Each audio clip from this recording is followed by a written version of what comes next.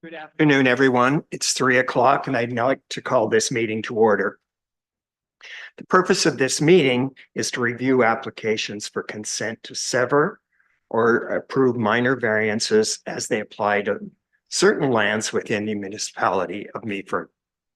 We'd like to acknowledge that we are meeting on the traditional lands and treaty territory of the Saugeen Ojibwe Nation, which includes the Chippewas of Nawash, unceded First Nation, and the Chippewas of Saugeen First Nation. We also recognize the Métis, whose ancestors shared this land and these waters. We extend our gratitude to all Anishinaabe and Métis peoples and their descendants, past, present, and future, who continue to care for and inhabit these lands and tend these waters. Let me first start by introducing the members of this committee. On my far right, Mr. David Cramp, Mr. Ed Ormsby, Mr. Cam Hall, who's the vice chair of this committee. On my far left is Mr. Peter Toval, and I am Terry Williams, the chair of this committee. The municipal planning staff in attendance today are Denise McCarl, manager of planning services, Helena Fascinato, planner, and Gabe Pucci, development services assistant and secretary treasurer of this committee. This committee is legally required to make decisions that conform to the Provincial Planning Act, as well as existing county and local official plans. Based on those documents, as well as any additional relevant correspondence, the municipal planning staff have prepared detailed reports and provided this committee with their recommendations. The community is encouraged to share their thoughts about these proposed applications. Whether they are joining remotely or are here in person, you will have the opportunity to speak should you wish to do so. I will call upon you at the appropriate times. It is also appropriate to ask questions that you may have as it relates to these applications. Your constructive comments to this committee will help us to make informed decisions. The applicant or their representatives will have the opportunity to respond to any questions or comments raised by either the committee or the members of the public. Anyone wishing to receive notice of the decisions of these applications being heard today can do so by phoning 519-538-1060, extension 1120, or via email to planning@meaford.ca. Before we begin, are there any adjustments to the agenda? Through you, Mr. Chair, no adjustment required. Thank you. Thank you. Members of the committee, have you had the opportunity to review the minutes of our last meeting? Are there any changes necessary or comments you wish to make? May I have a motion then to approve the minutes of the last meeting? Cam and Peter, all in favor? That motion is carried. Before we begin the public meeting, I must ask the members of this committee if you have any pecuniary interest or anything of a general nature which would prevent you from making unbiased decisions on any of today's files. Seeing none, On Lakeside, they were nice enough to let me have, I had my trash into their bin. your mic. Oh, sorry. At Lakeside, I lived just several houses away, and I asked if I could use their bin for a couple of pieces of trash. And the gentleman working in the house at that time, I don't know if it's the owner, I assume it's not. It said I could, and so I'm making full disclosure. I don't think it should impact on how my decision would be influenced in this situation. Thank you. All right. This is a meeting of the Committee of Adjustment to consider an application for a minor variance under Section 45 of the Planning Act for those lands known as 5 Lakeside Avenue, to which you just referred. The requirement to hold this meeting is that there must be at least 10 days notice as prescribed in the Planning Act. Gabe, can you please confirm that the public notice was provided at least 10 days prior to this meeting? Through you, Mr. Chair, notice was given on April 4th, 2024, giving more than the required 10 days notice. Thank you. Thank you. Would you please summarize the application and provide us with any comments that have been received?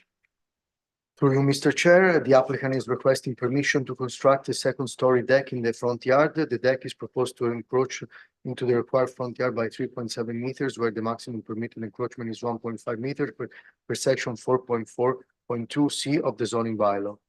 Comments have been received with general no concern or recommendation from Gray County. However, Sogin Ojibwe Nation archaeology team requires an archaeology assessment to be conducted on 5 Lakeside Avenue due to the high archaeological potential. Although, again, today at the last minute, we received another communication that that assessment is not required anymore. So that's an update compared to the previous comment, and also Bray Sobel Conservation Authority comments with some recommendation were received. Thank you. Thank you. Helena, are there any additional comments? Yes, through you, Mr. Chair. So as Gabe mentioned, the property owners are looking to construct a 2-story deck in the front yard, and it would encroach. I'll just note that as Gabe mentioned, the Saugeen Ojibwe Nation, they provided comments today, which indicate that the archaeological assessment is not required. So that has been removed. It was a condition listed in the staff report. So that decision of approval has been amended and no longer includes that. And we recently received comments from Gray Sobel, and they have no concerns, but noted that a development permit would be required. And we understand that the permit has already been issued for the proposed decks. So staff are recommending approval with the following condition. 1, that the proposed development shall occur substantially in accordance with the site plan provided with minor variance application A03-2024 and attached to this report as Appendix 1. And that's all we have for this one. Thank you. Are there any members committee that have any questions regarding this application? Yeah.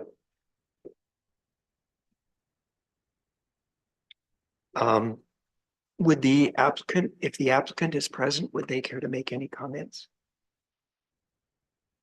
Seeing none. Are there? Oh, okay. If you go ahead, please. Please identify yourself. Good afternoon, Chair. My name is Abby Scott, and I am the agent for this application. I don't have any extra comments to add. I just wanted to make sure that the town had received the information this morning from the SON regarding the archaeological assessment, that we have a clearance letter now. And other than that, I'm just here to listen to see what the results are. Thank you. Is there anyone else present?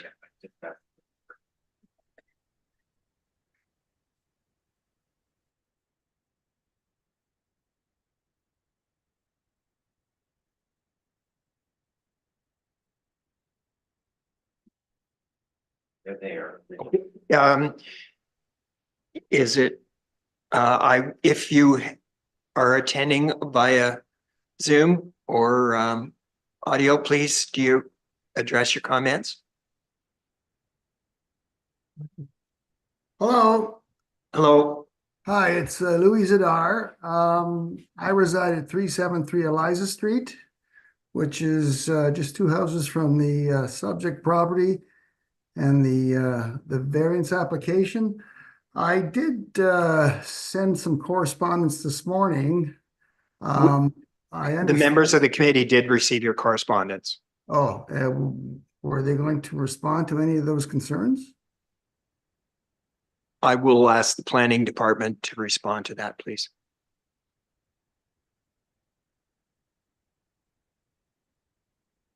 So, would the gentleman online want to speak first, or is he looking for a response right now? I think since the members of the committee have received the information, If we could please have the response. So the first question was, does this proposed variance reference the updated survey? And I just wanted to note that we don't have a copy of an updated survey that is being discussed in the comments. One was not provided with this application, and I'm not sure what that survey was for or included. So it's outside the scope of what we reviewed. The second question was, has the town reviewed any impacts of the variance application may have on the future reconstruction of Lakeside Avenue, i.e. encroachment and right-of-way?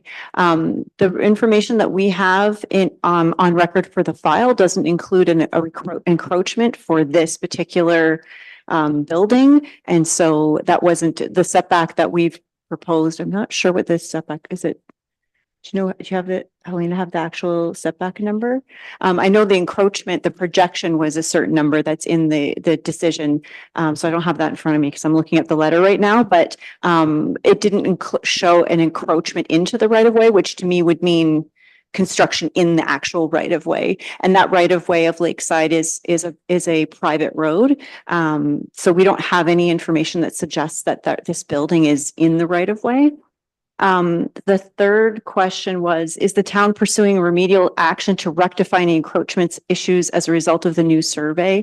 And so likewise, I don't have any information about that survey or who performed it, what it was for, if it was related to Eliza Street or Lakeside or a particular dwelling.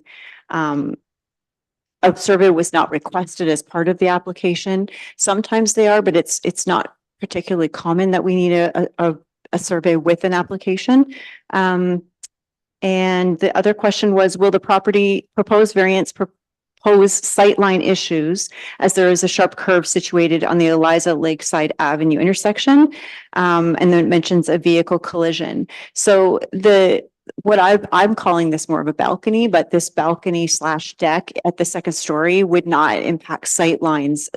From what I can see out there on Lakeside, the sightlines are probably more impacted by vegetation than they are by any structures, which are very close to the travel part of the road. And those could be dealt with in a different manner. It's certainly not part of this application to look at the actual landscaping.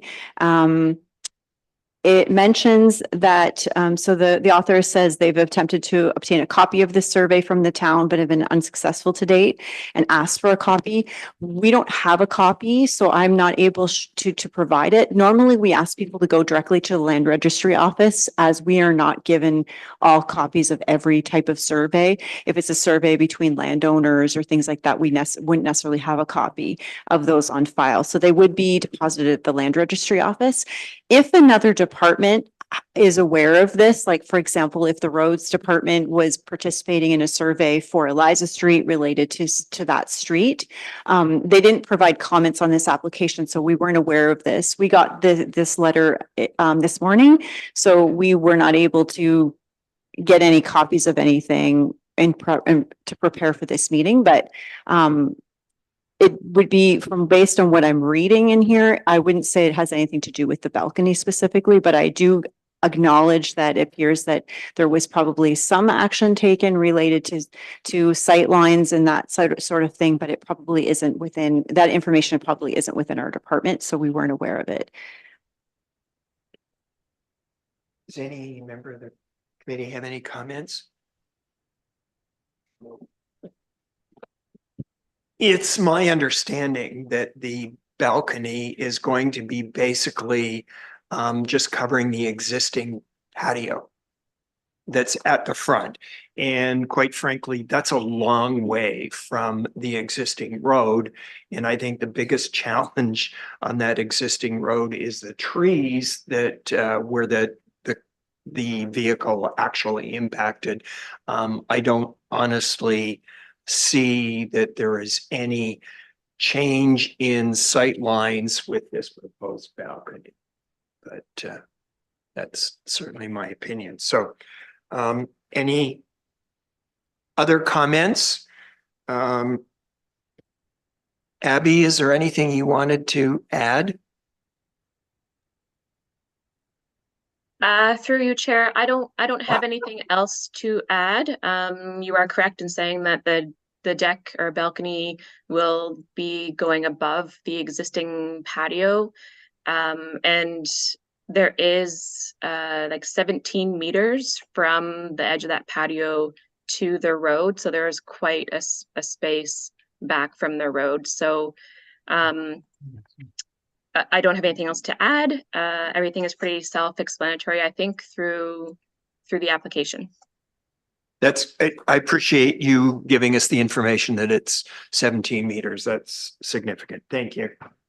Are there any additional comments or questions? Oh, sorry, Denise.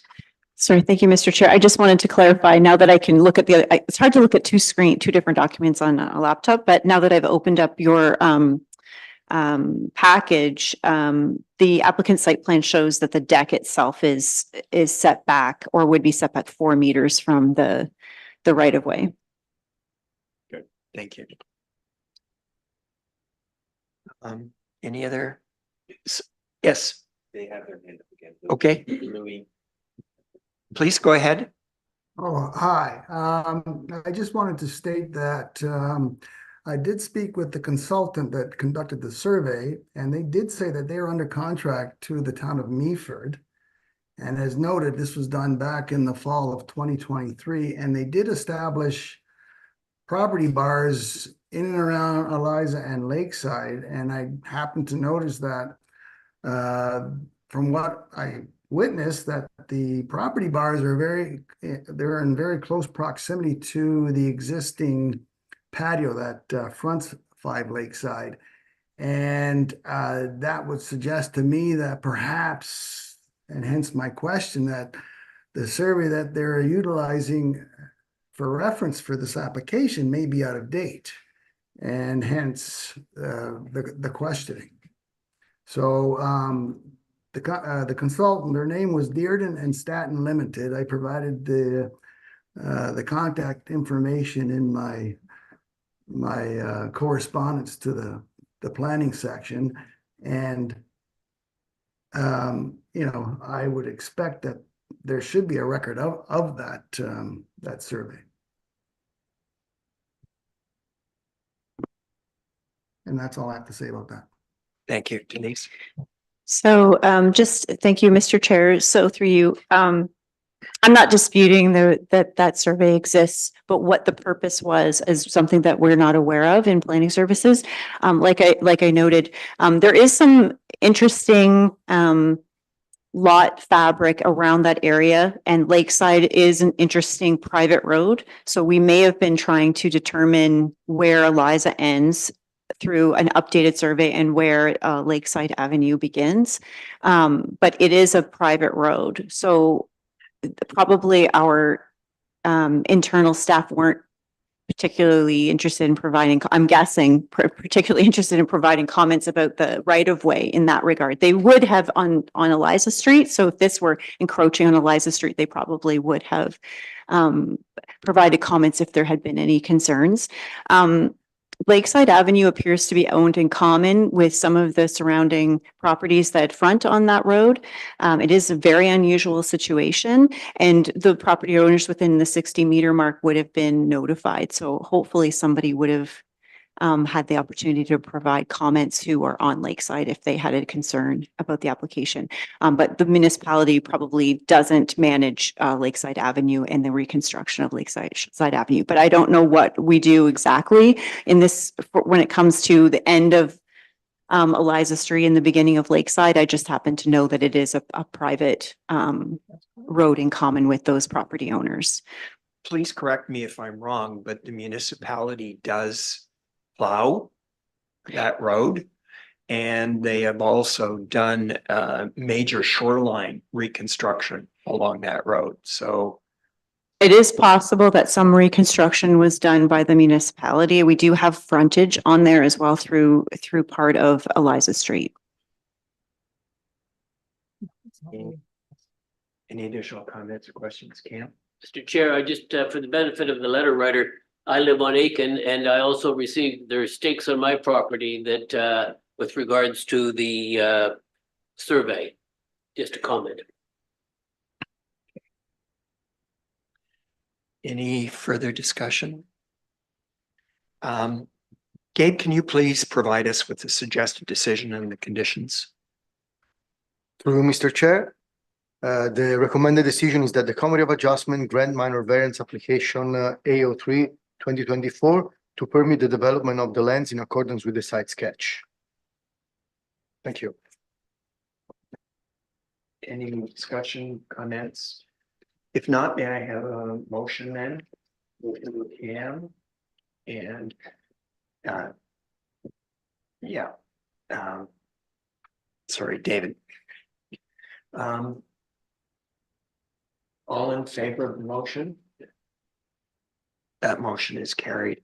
Would you please provide next steps? Thank you, Mr. Chair. The next step is that the applicant will receive an email with the decision and notice of appeal period. Also, the applicant can take down the sign from the property. Thank you. Thank you. We will just take a brief recess while we sign that form, and then we'll proceed with the next one.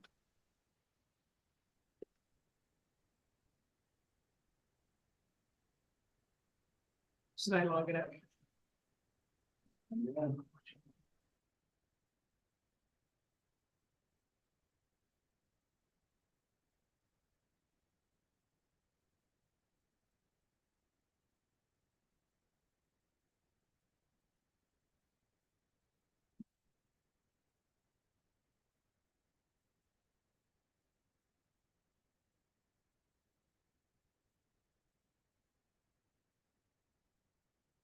Sure.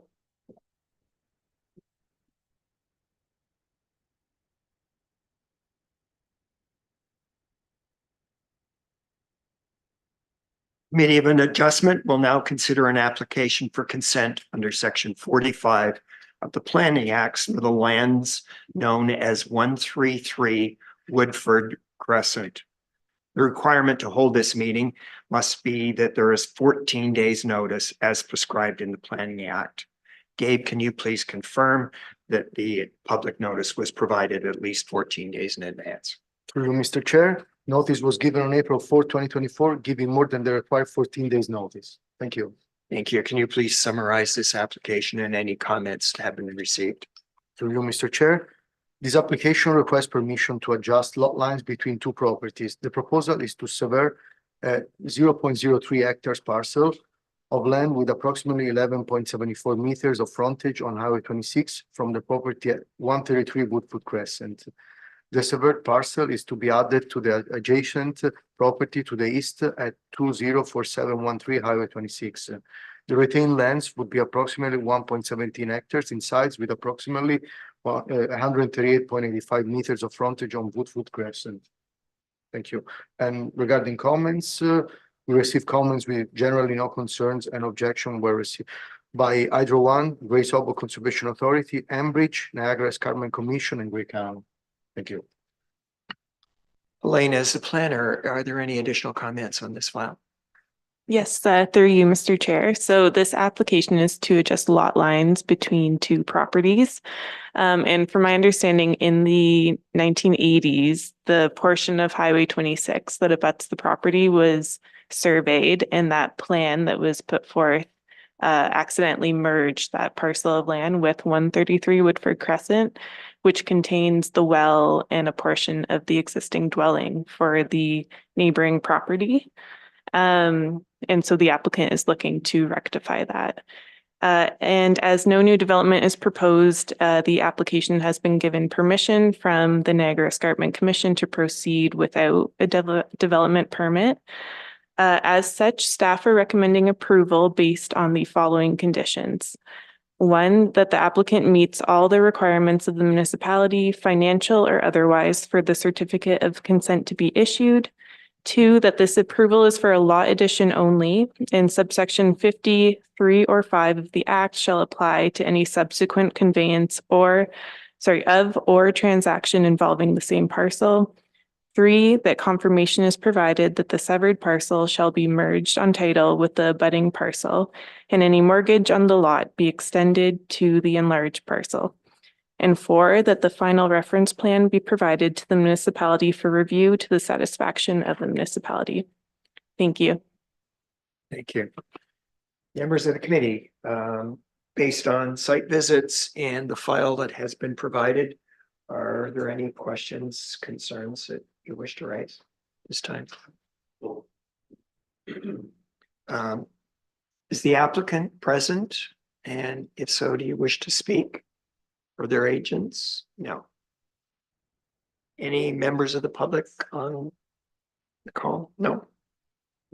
Any final comments or questions from the committee members? No. Okay. Gabe, can you please read us the suggested decision and conditions? Through Mr. Chair.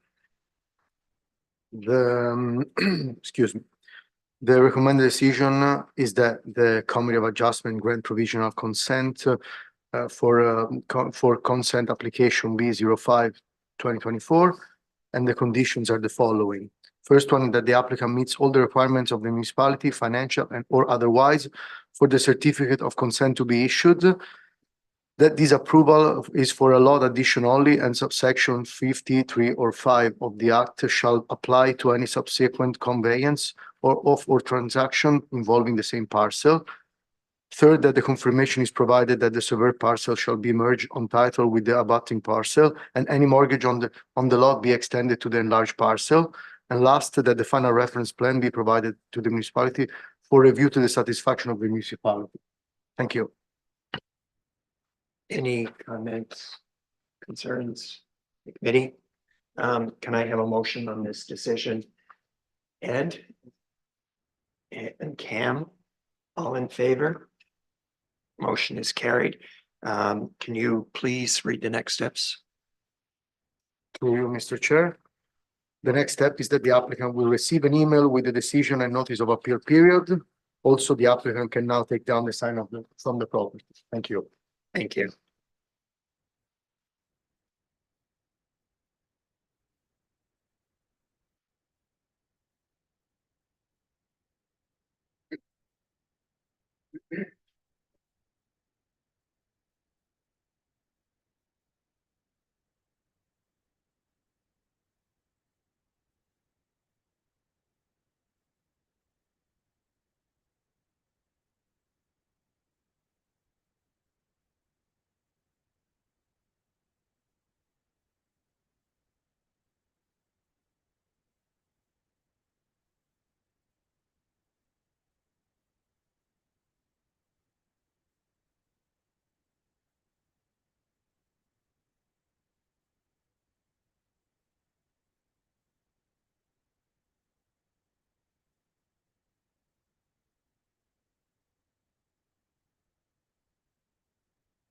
Committee of Adjustment will now consider an application for consent under section 45 of the Planning Act for the lands known as Lot 42 on John Street. Gabe, can you please confirm that public notice was provided at least 14 days in advance of this meeting? Through you, Mr. Chair, notice was given on April 4, 2024, giving more than the required 14 days notice. Can you please summarize the application and provide us with any comments that have been received? Thank you, Mr. Chair. The applicant seeks consent to adjust lot lines between two properties, also known as lot addition. No new lots are proposed. The proposal is to sever a 190 square meter parcel of land from the northwest corner of the property, legally described as Lot 42, Plan 934 in Meaford, formerly St. Vincent. The severed parcel is to be added to the adjacent property to the north at 121 John Street. Yeah. And comments were received with generally no concern or objection from Grey County, Grey Sobel Conservation Authority, Hydro One, and Enbridge. Yes. Thank you. Thank you. I apologize, I misspoke. It's actually lot 42.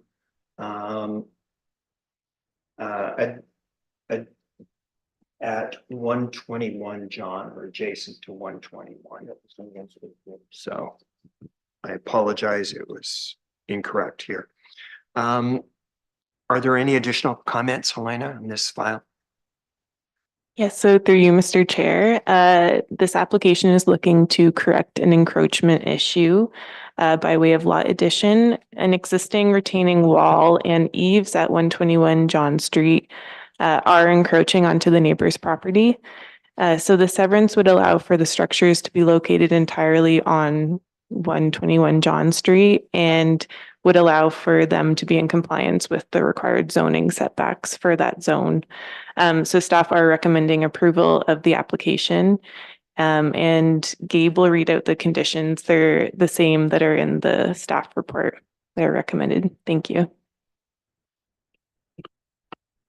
Any comments from members of the committee?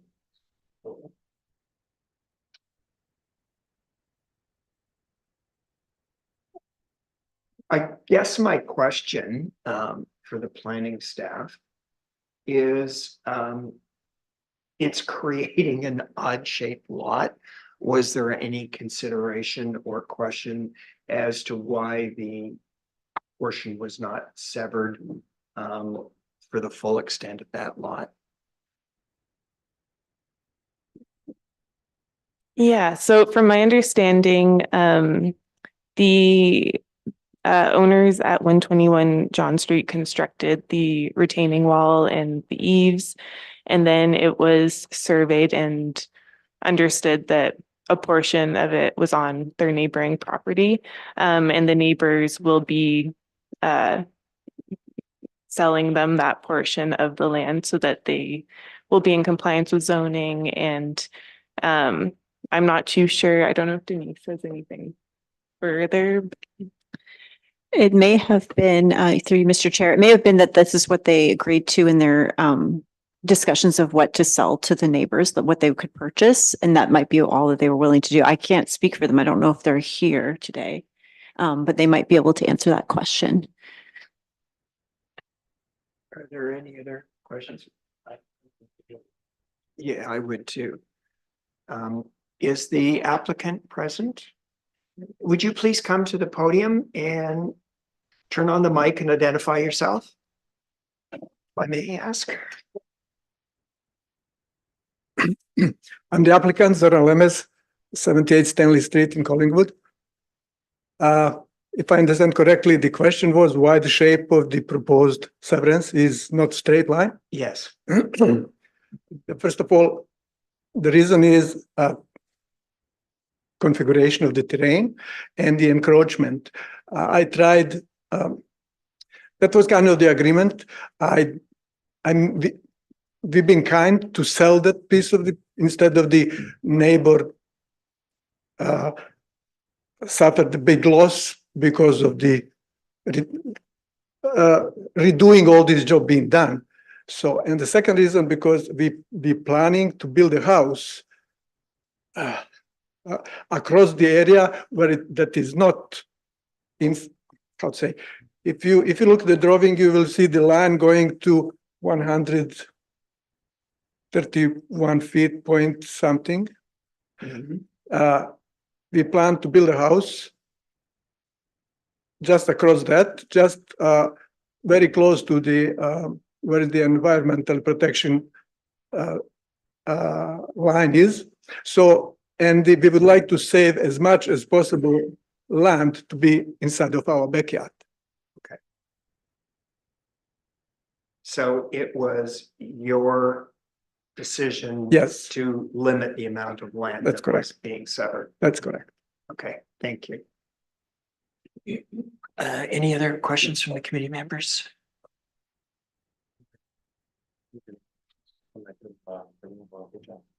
Yeah.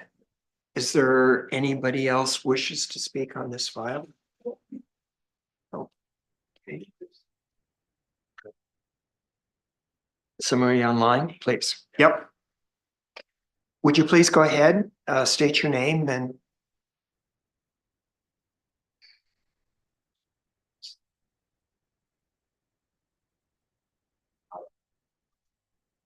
I understand there's someone online that wishes to speak. If you can unmute yourself.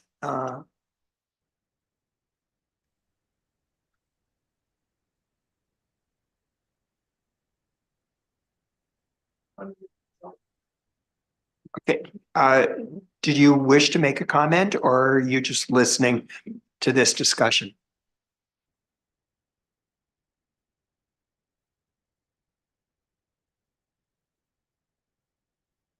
Okay. Any other comments, questions, concerns? Just a quick comment, Mr. Chairman, through you. I'm not so concerned about the shape of the lot. I'm encouraged by the fact that two neighbors were able to get together and resolve this issue. Yes. I agree. We both believe that is neighborly. Thank you. Any other comments? Gabe, can you please read the suggested decision and conditions? Through you, Mr. Chair, the recommended decision is to grant provisional consent upon the following conditions. Apologize. The first one is that the applicant meets all the requirements of the municipality, financial and otherwise, for the certificate of consent to be issued. Secondly, this approval is only for a lot addition, and subsection 5, 3, or 5 of the act shall apply to any subsequent conveyance or transaction involving the same parcel. Third one is that any mortgage on the receiver lot be extended to the large parcel. And final that the final reference plan be provided to the municipality for review to the satisfaction of the municipality. Thank you. Any committee concerns of the recommendation? May I have a motion on this decision then? David? Peter? All in favor? That motion is carried. Next steps, please, Gabe. The next step is, through you, Mr. Chair, the next step is that the applicant will receive an email with the decision and notice of appeal period. Also, you can now take down the sign from your property. Thank you. Thank you.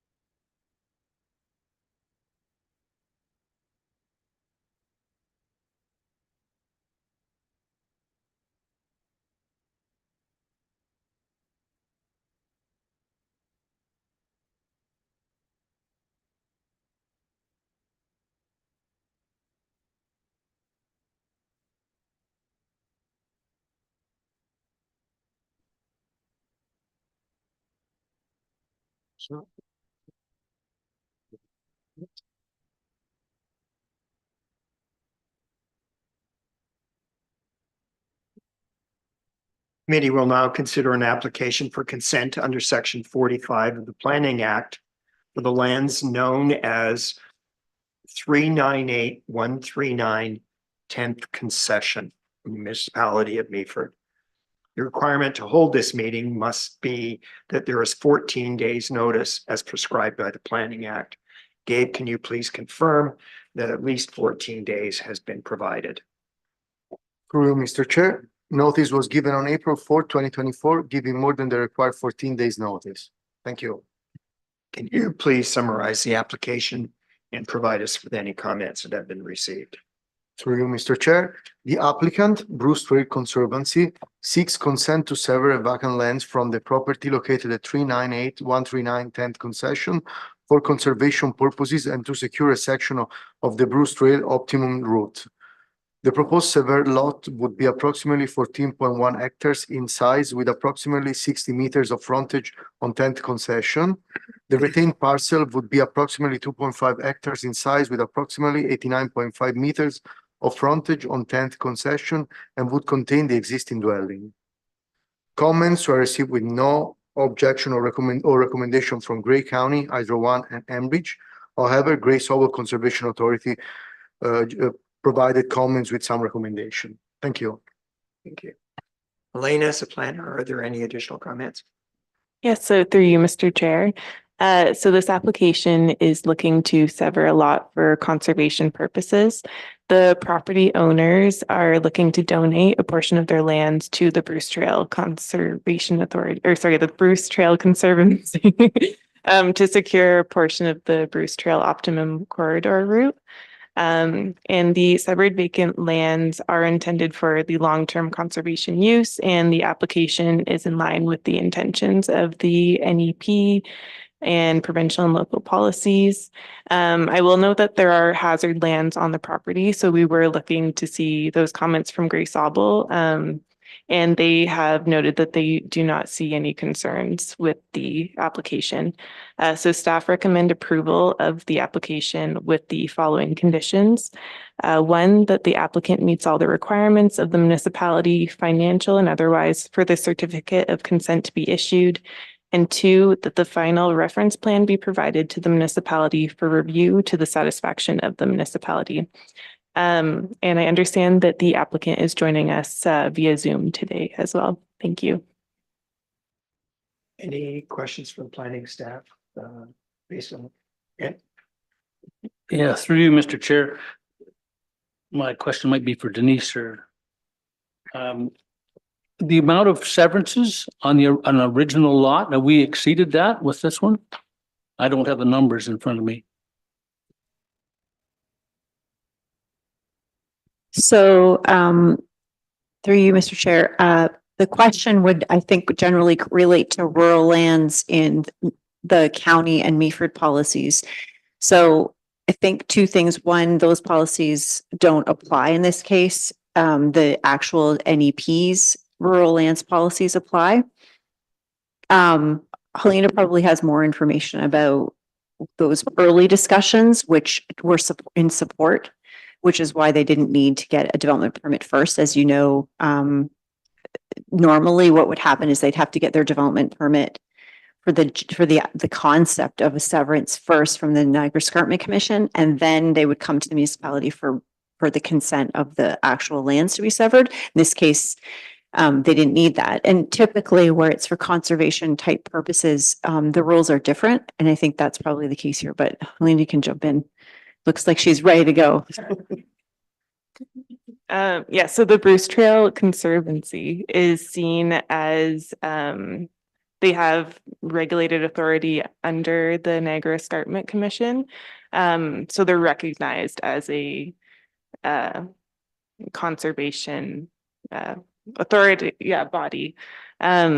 So, and we do have in our OP and in the county OP, when those lands are intended for conservation use, the lot density doesn't apply. If it wasn't intended for conservation use, then we would apply those comparable rural or agricultural policies, whatever it may be. But for this one, because they are recognized under the Niagara Escarpment Commission, we don't apply those lot density policies. Thank you. Thank you. Any other comments? Is the applicant online? Yes, Mr. Chair. Are there any additional comments you want to make? Just thank you, Mr. Chair, members of the committee for your time today. My name is Anton Diamond. I work for the Bruce Trail Conservancy and representing this application. I have nothing to add to the report. As it states, the purpose of the severance is to secure a portion of the Bruce Trail optimum route corridor. And as Helena noticed, the BTC is a recognized conservation organization that's permitted to sever land for strictly conservation purposes. And I think that's an important distinction to make. The land is declared sterile at the end of this process. No building would ever be permitted on the site. It will be used strictly for the Bruce Trail corridor and for conservation. The most activity we'll do is restoration, and also I believe right now it is being used for haying purposes, and that will continue as well. Through you, Mr. Chair, as Helena noted, I too would like to highlight that Cecilia and Bill Moses, the owners of the subject property, are generously donating the severed lands. We are extremely grateful to the Moses family for their incredible contribution to the public in this way. I think that's all I have to say. Thank you for your time today. I am happy to answer any questions that you might have. Thank you. Any committee members have any additional questions? No.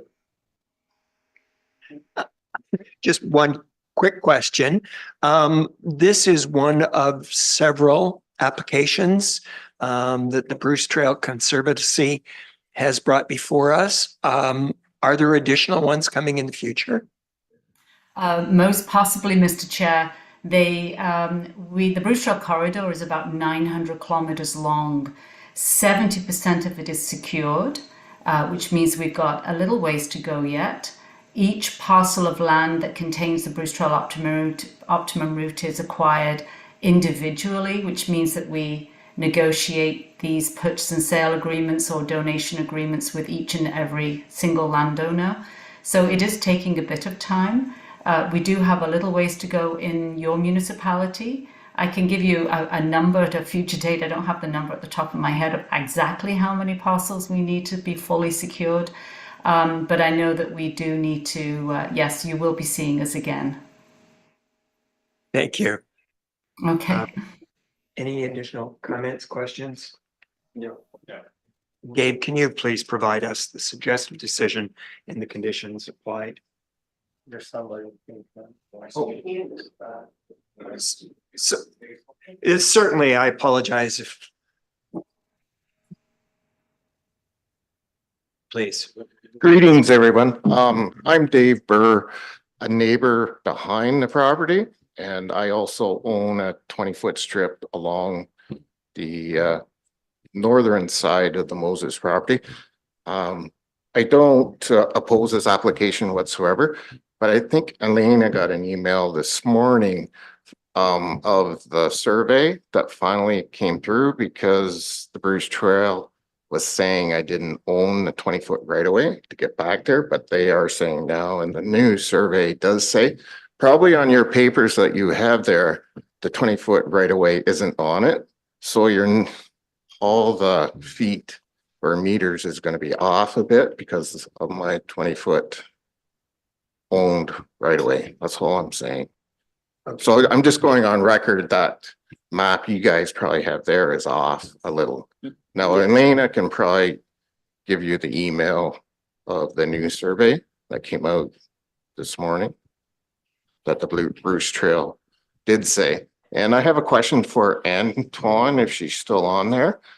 Are they going to put a parking lot out near the road for people that visit Boyd's Crevice? Because Carrie and Clayton Erbshot, who live beside Moses, are just wondering that. I'm speaking for them. Down the road, are you going to put a parking lot for people to park? Because it is kind of dangerous spot right there, and it's a busy road. And I think the word on the street is you're going to put a parking lot on there. Now, I'm speaking for Carrie and Clayton. They were wondering if the Bruce Trail could put up a fence because it's just for a privacy fence. So they don't have to put up with people, cars, garbage, and so on. That's it.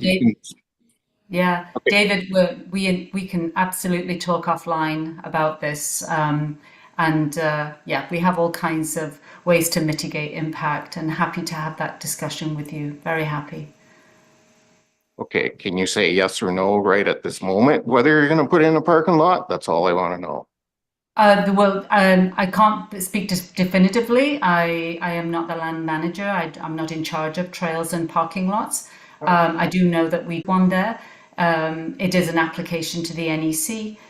You will be circulated on it, and we'll engage you way before then on that decision. But if the space is available and there's a desire and a need, then most likely we would. Okay, now where would the Bruce Trail cover? Like where are you going to go with the Bruce Trail? Do you know offhand at the moment? Like on the Moses property?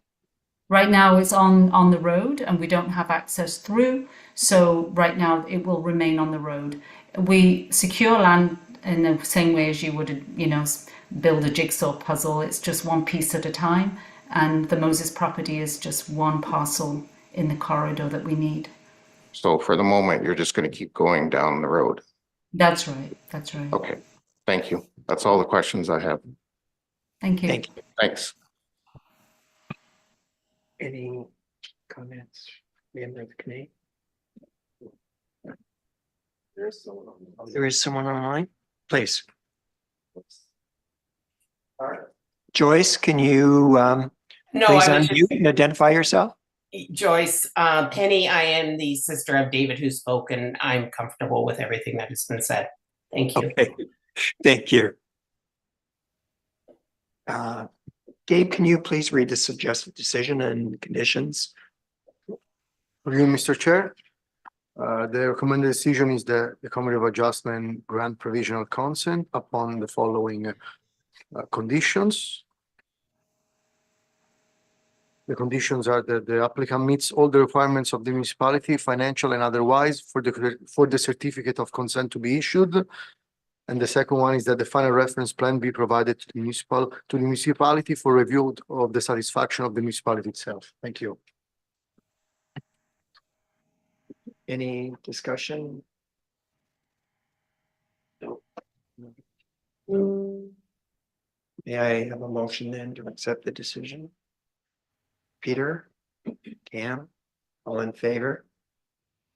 That motion is carried. Can you please outline next steps? Through you, Mr. Chair. The next step is that the applicant will receive an email with the decision and notice of appeal period. Also, the applicant can now take down the sign from their property. Thank you. Thank you. Thank you.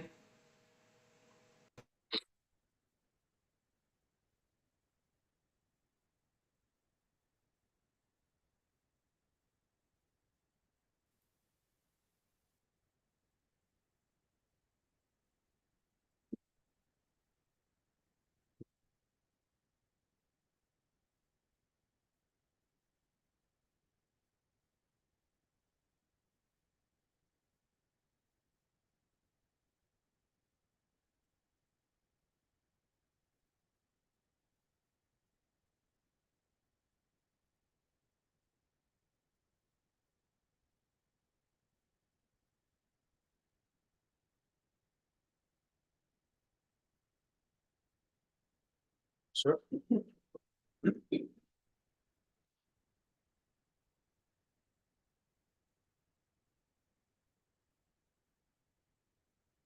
Committee of Adjustment will now consider an application for consent under section 45 of the Planning Act for the lands known as 138-268 Gray Road 112.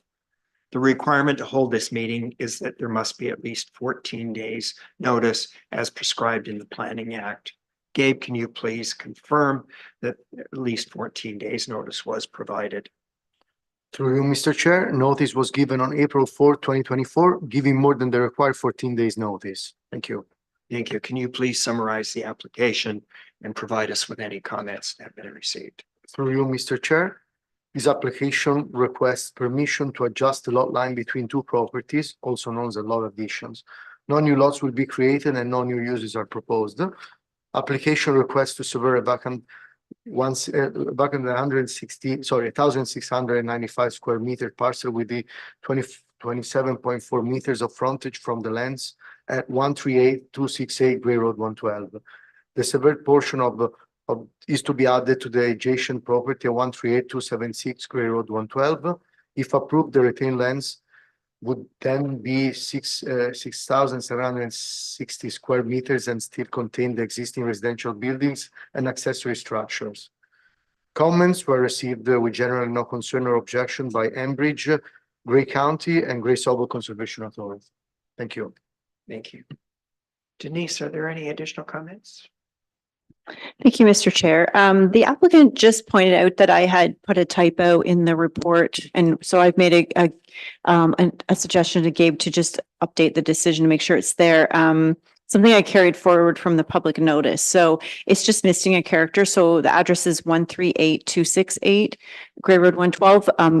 The Secretary Treasurer read it correctly when he just did the summary, so that's great. And so Gabe's just made that adjustment on the decision. A couple of things I just wanted to mention on this. I don't have to go through the whole thing, but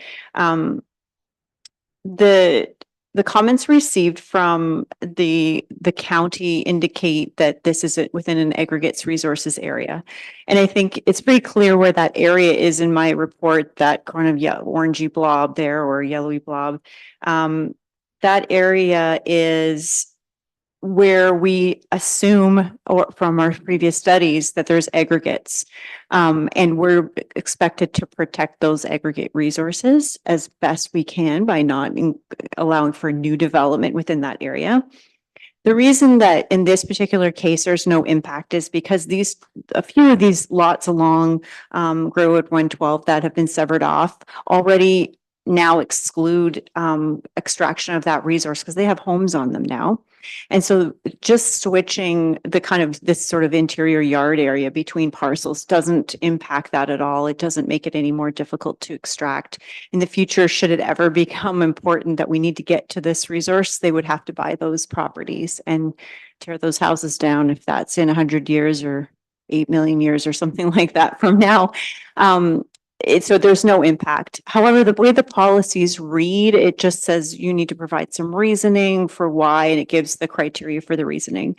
And in speaking with the applicant, the reasoning is just to keep it as it is. It's just to make sure that nobody's building within that area. So by transferring ownership from one parcel to the other, it just means that the control of that treed area is in the property owner that's more likely to be affected by building right up against their property. And if you look at the way the structures are located on those lands, they're fairly close. I think the report talks about 15 feet away or something like that from the property line, which in the urban areas is quite a good side, but in the rural area, not so much.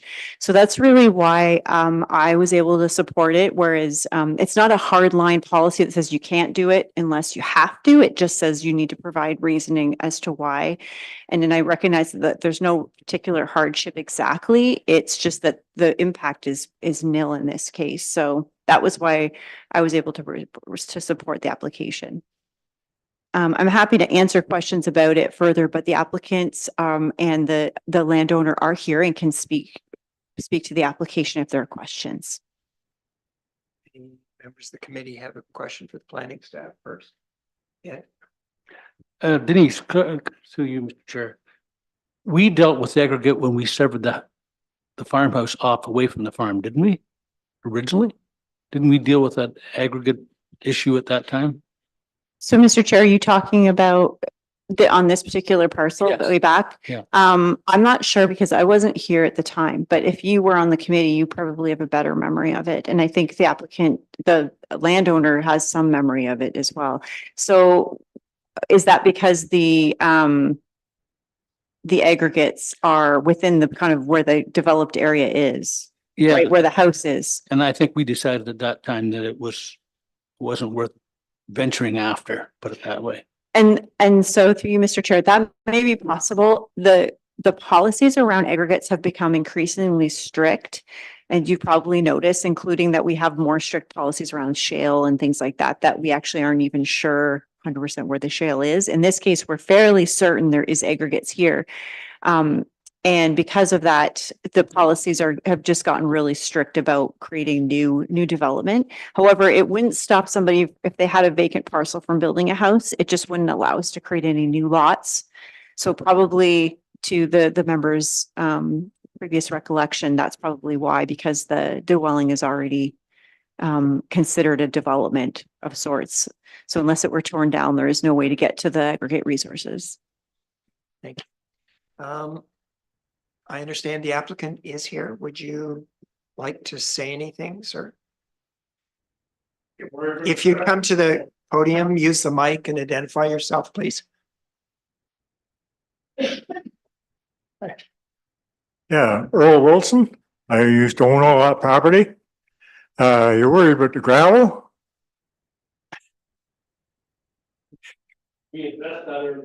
Yeah.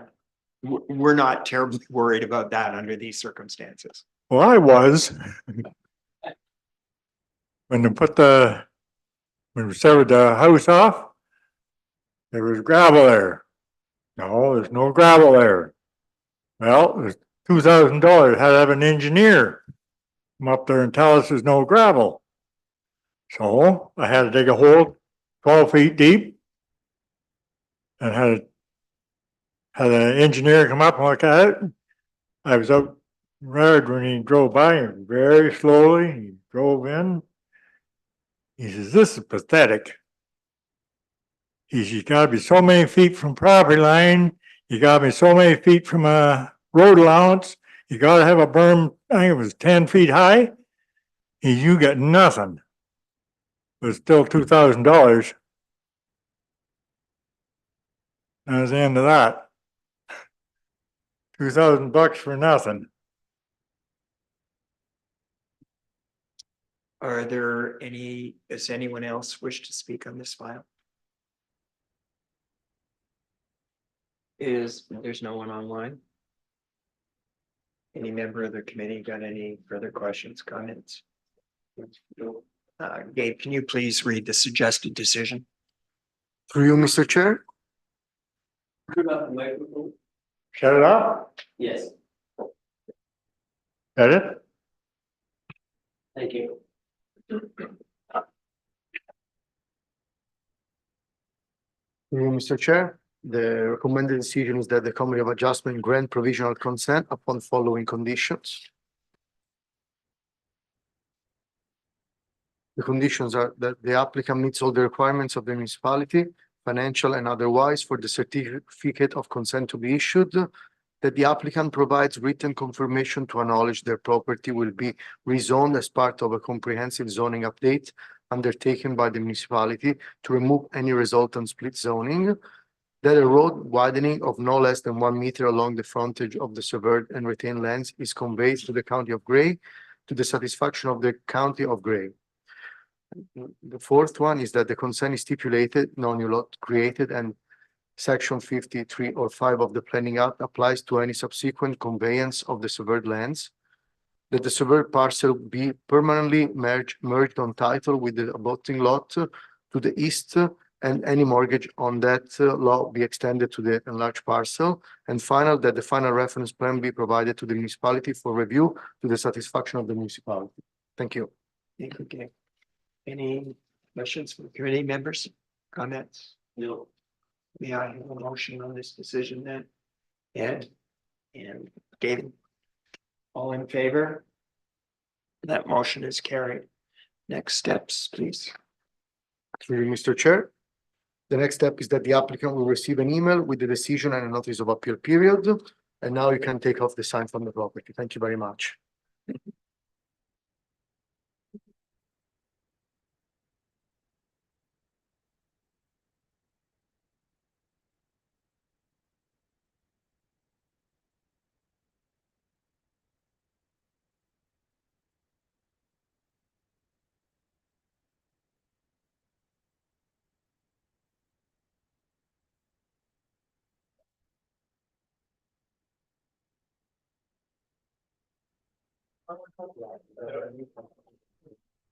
So do we want to do not separately? Yeah, because they might have different comments on that, you know. Yep. That's what I was recommended by the. So that's fine too.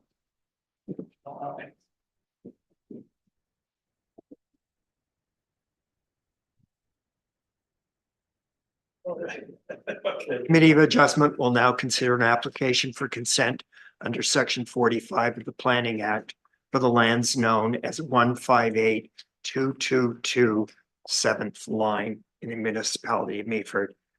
The requirement to hold this meeting is that there must be at least 14 days notice as prescribed in the Planning Act. Gabe, can you please confirm that 14 days notice has been provided and summarize the application and any comments that have been received? Through you, Mr. Chair, the notice was given on April 4th, 2024, giving more than the required 14 days notice. Okay, so the two applications are proposing a land exchange between two properties. Both applications request a lot line adjustment, also known as lot addition, and no new lots are to be created. The purpose of the application is better reflecting the historical uses on the lands and ensure the farm driveway forms part of the farmlands. This application, B09-2024, applies to the property known as 158-222 7th line and seeks to sever a 195.79 square meters portion of land containing an existing driveway to be added to the adjacent property at 159.197 7th line. Comments with no concern or objection were received by either one, Grace Albert Conservation Authority and Enbridge. However, comments with recommendation were received by Gray County. Thank you. Thank you. Helena, are there any additional comments to be made at this time? Yep, and so both, I have comments for B09 and B10. So I'm not sure if Gabe wants to read B10 as well. Okay. Or Application B10 2024 applies to the property known as 158-198 7th Line, Bay Ridge Orchards, and seeks to sever a 448.91 square meters portion of land to be added to the adjacent property at 158-222 7th Line. Thank you. So through you, Mr. Chair, these applications are requesting to do a land exchange to better reflect the historical use of the lands. So they are within the specialty agricultural area where severances are permitted for legal or technical reasons.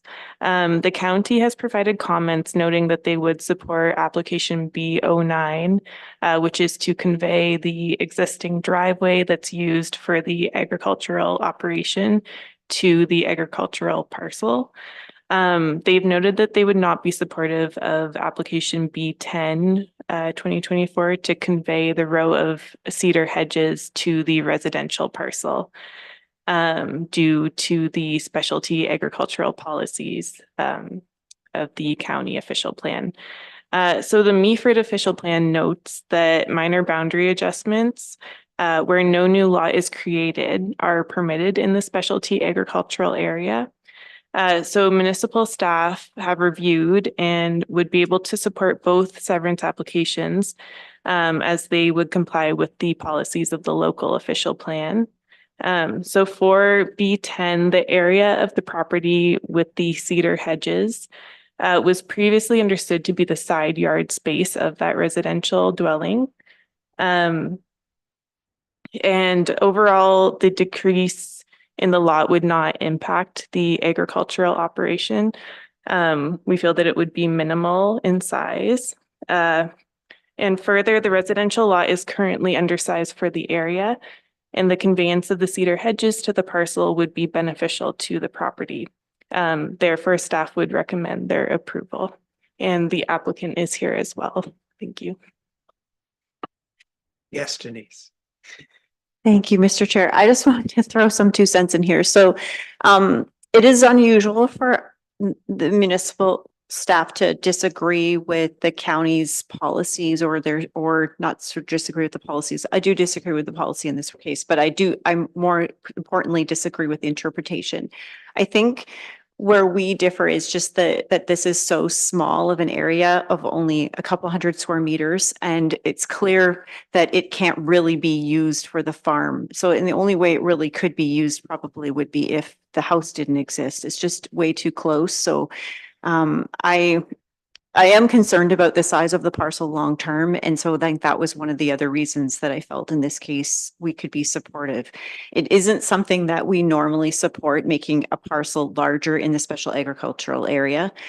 So this is an unusual situation that we tried to look at with as much critical thinking as possible, but it isn't something that we would normally say is okay. Oh, it's just a little bit of an increase. In this particular one, the increase is pretty negligible.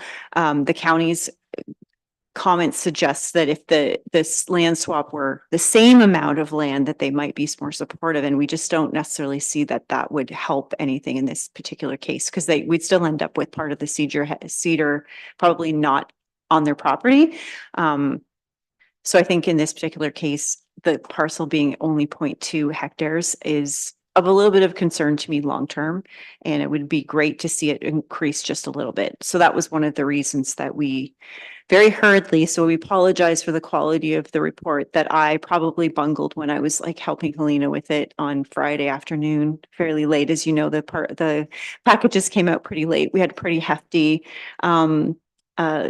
roster this month. So that's all I wanted to add. I mean, otherwise Helena has done a great job with the her summary, and the applicant's here, and I'm sure Mr. Travis can add a few more details to this if he chooses. Yeah, do any of the members of the committee have any questions for the planning staff first? No. Would the applicant care to speak? Please come to the podium. Thank you, and identify yourself.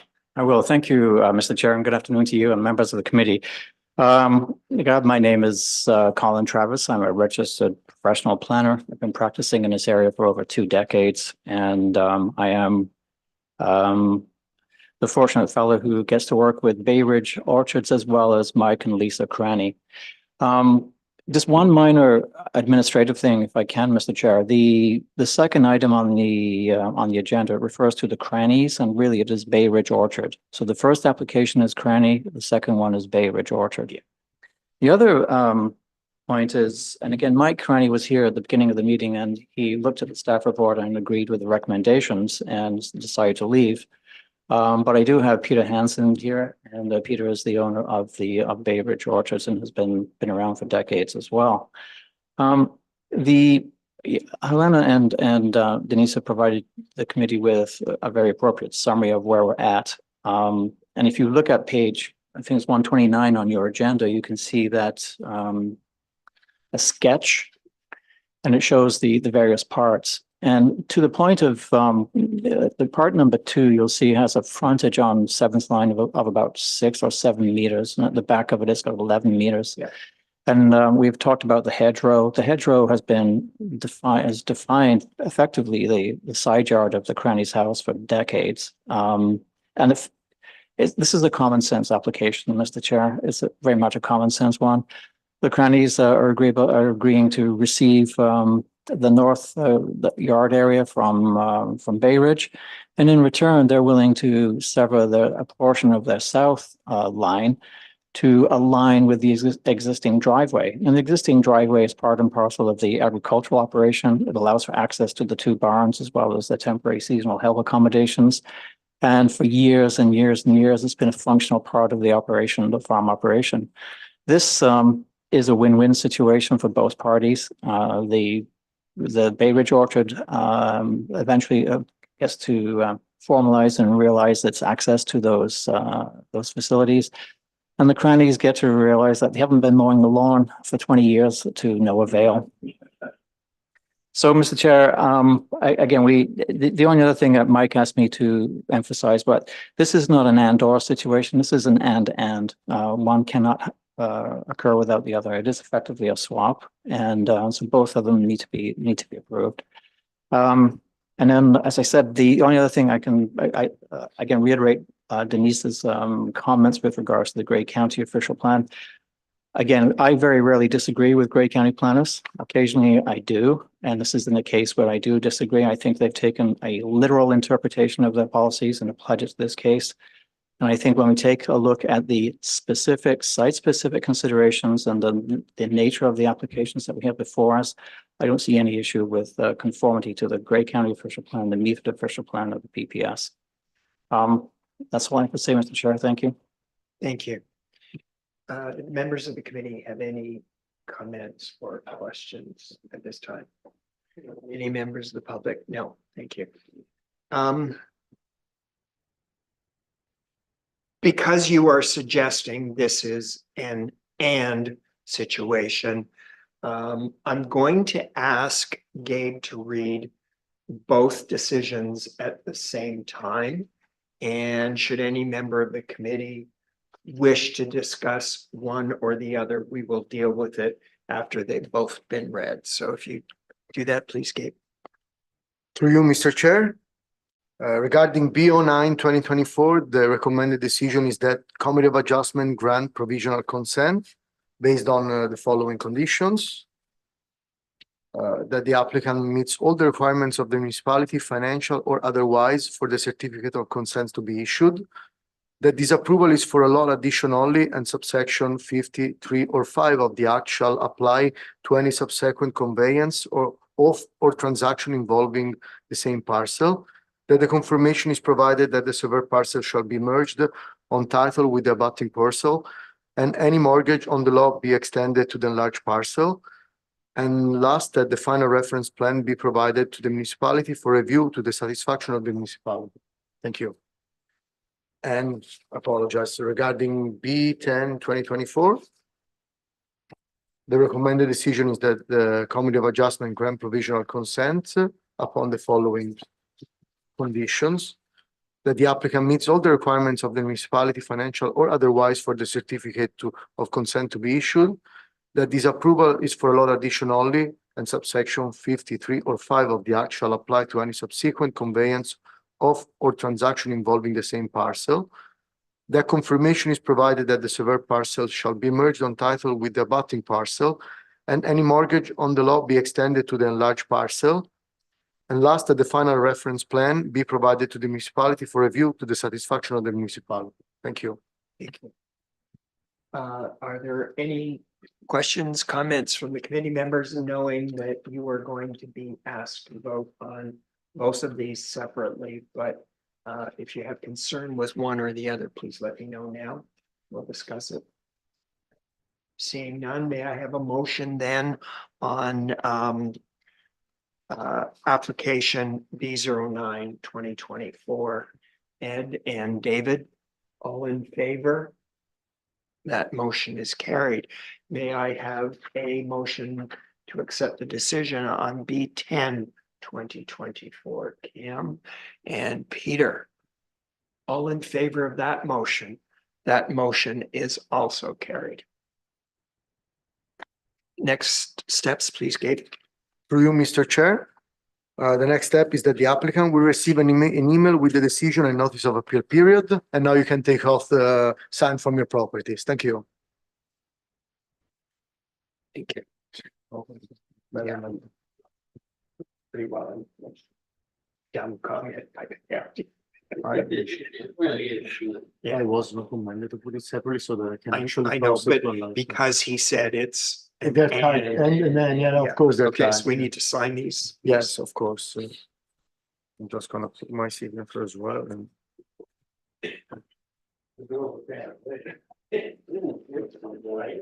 One and two. Yeah. No, we are not. No, yeah, because there is another item in the agenda. There's two more items. Yes, I mean, next meeting and correspondence in the next meeting, yes.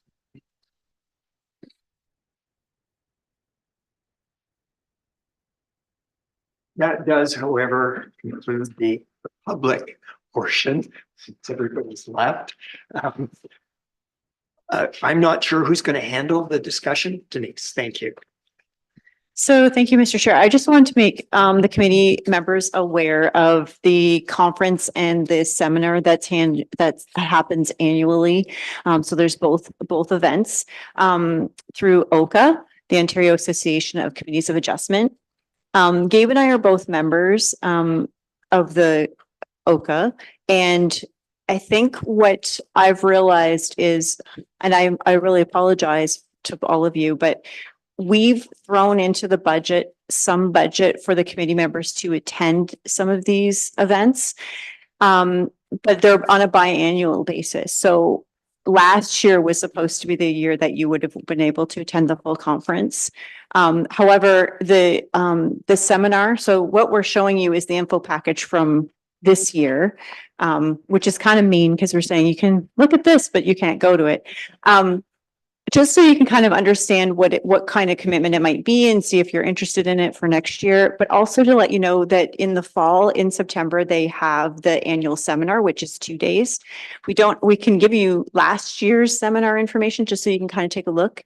And my understanding is it's in Barrie this year, so it might make it easier for folks to attend. And I'm going to find out exactly how much money we have for you for attendance. I believe we have at least enough for travel and your ticket in, so to speak. And I'll get that in time so that you can prepare to make a decision about whether you want to attend. I find OCA to be a particularly valuable conference, and it's actually geared more to members than it is for staff. It has a lot, I would say it's probably like 60-40, 75-25 members of committees that attend. So I've attended many of them and they tend to be very technical in nature about your responsibilities, different weird situations that come up, that kind of thing. So I just wanted to make you aware of it so that you had the ability to kind of plan out the next while about whether it's something that interests you, because it is a bit of a commitment. I think there's the ability also to just attend one day if 3 days is too much, but that's what the normal conference would be, I think. And there's also lots of fun things going on there at nighttime. So sometimes people take their partners with them. Because there's activities that partners would be interested in as well. Some of those extra things would be add-ons that you'd have to pay for yourself. I believe there's a companion program that you would upgrade to if you were interested in bringing their partner with you.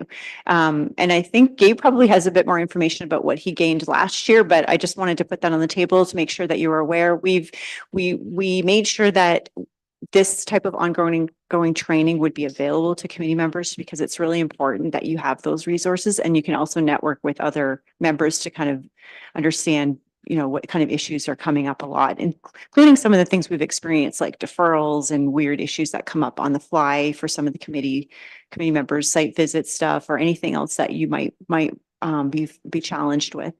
So I'm not sure if Gabe wants to add anything to that, but we'll make sure we give you a little bit more heads up on the seminar, which is coming up, I think, end of September. Yes, it's gonna be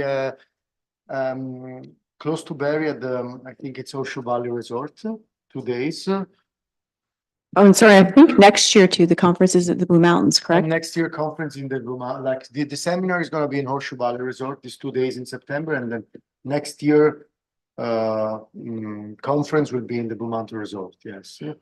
And I will quickly add that last year conference was really good in the sense that I actually learned a lot of new things and helped me out with this in this position as Secretary Treasurer. It was actually open-minded to a certain extent, and also how to deal, with some, not issue, but like miscommunication, communication process that can be between Secretary Treasurer and committee, the chair or committee members. It made me more confident in what I'm doing.